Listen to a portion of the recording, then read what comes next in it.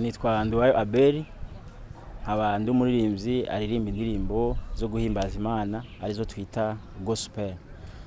Nkaba ndi hano kugira ngo shima Imana yaturinze uyu mwaka wose. Imana yarinze abarimvyi bagenzi banje, yabanye nabo muri vyinshi bagiye bategura ibikorane n'ibindi ama concert, yaratuzigamye.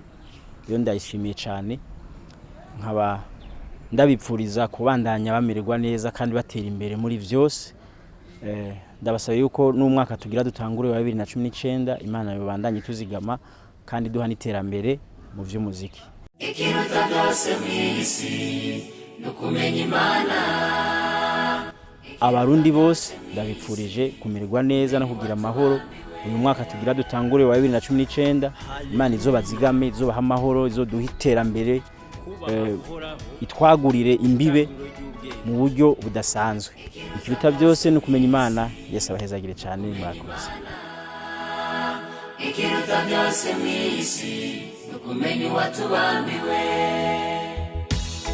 Haleluya. Kubaha uhoraho nitangiriro ry'ubwenge. Abakora ivyo bafise ubwenge bushitse.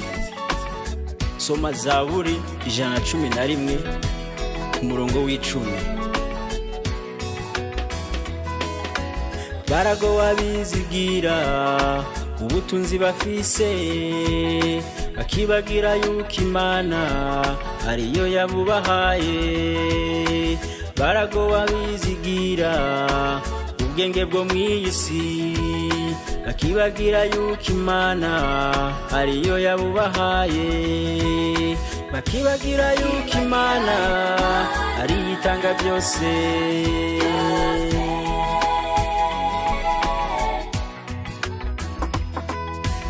Ikiruta byose mw'isi nukumenya Imana. Ikiruta byose mw'isi nukumenya watubambiwe. Ikiruta byose mw'isi nukubaha uwo Yesu. Ikiruta byose mw'isi nukumukorera.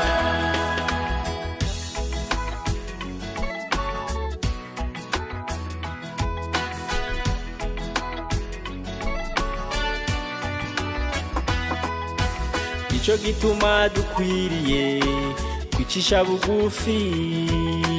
Nico gituma dukwiriye kubaha iyo Mana. Nico gituma dukwiriye kuyikorera, kuko ivyo dutunze byose ariyo yabiduhaye.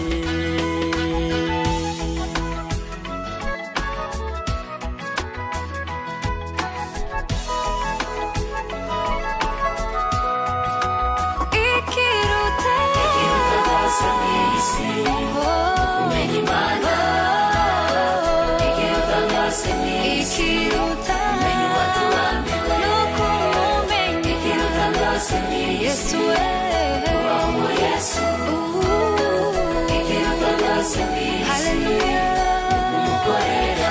Ikiruta byose mw'isi kumenya Imana. Ikiruta byose mw'isi kumenya watubambiwe. Ikiruta byose mw'isi kubaha uwo Yesu. Ikiruta byose mw'isi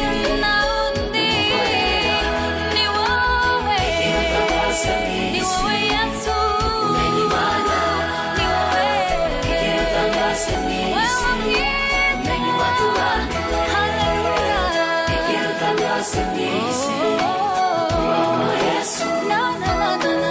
Ikiruta byose mw'isi